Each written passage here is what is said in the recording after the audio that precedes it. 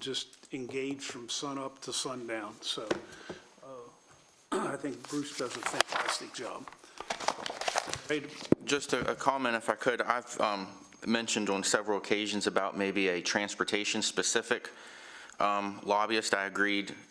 Historically, had not supported Bruce Bariano as our lobbyist. I did last year in hopes that maybe we could focus on I-81, and it seems like we've taken a couple steps backwards from that position.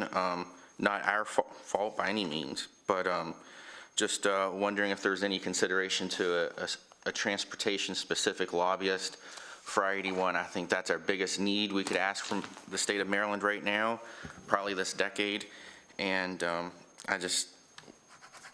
I don't think we have had much luck recently with the status quo. So I personally think we need a lobbyist, especially with the state of affairs in Annapolis, what we're going through with the deficits, and try to get any help we can. As far as the specific to 81, I don't have near enough details to even comment on. Does someone like that exist? Does somebody like that specialize in that? How much do they cost? And what's the success rate of the data that could help at all? Because I'm not convinced in this administration a lobbyist is going to do us much good no matter what we do, but you got to try it. So that's my thoughts on that.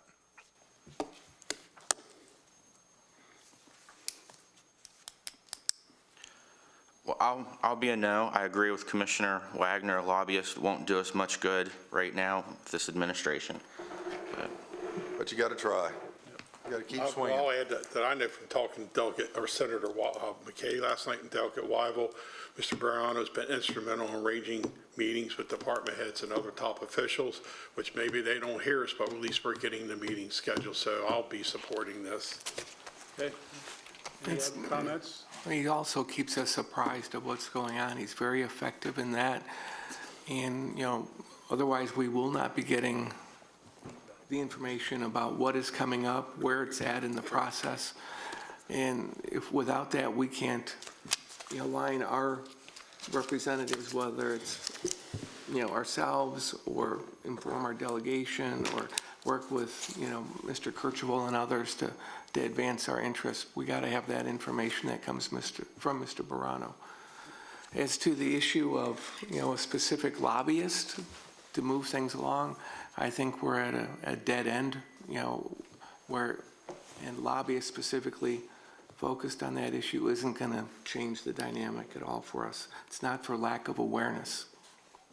Well, I would still like information when it comes to I-81, and this is an issue I think we've all spoken about quite a bit. I know there may be an opportunity, some dollar amounts we were told between 5 and 13 million, and local government could provide the match that's needed for widening I-81, and if we need a lobbyist or someone to help us get that information, nail down that specific dollar amount, I would be in favor of that. I will say I did support the Community Lobbying Coalition, Manus Canning and Associates, so we do have a lobbyist in Annapolis to help get us that information. So I'm not against lobbyists, but I would like to go a different route. What would you say about asking, Mr. Bariano to focus a little bit more on the I-81? I think you could task Bruce with the same. He's arranged 2 years ago with the Secretary of Transportation, John Montrano, and some of our top staff went down and met about 81, at least under the Hogan administration. I think 81's on hold till we get the traffic study done by the Department of Transportation. Am I not correct? Consideration of tolls is on hold until we get that traffic study. Well, that's good news. Yes. I'm ready to vote. Okay, you ready? All in favor by saying aye? Aye. Opposed? No. Okay, 81. Thank you. With that, that ends our open session. Need a motion to go into closed session to discuss confidential personnel matters and to conduct collective bargaining negotiations or consider matters that relate to negotiations. Motion to go in closed session. Second. Have a motion and a second. All in favor by saying aye? Aye. Opposed, same sign. Thank you. We are now in closed session.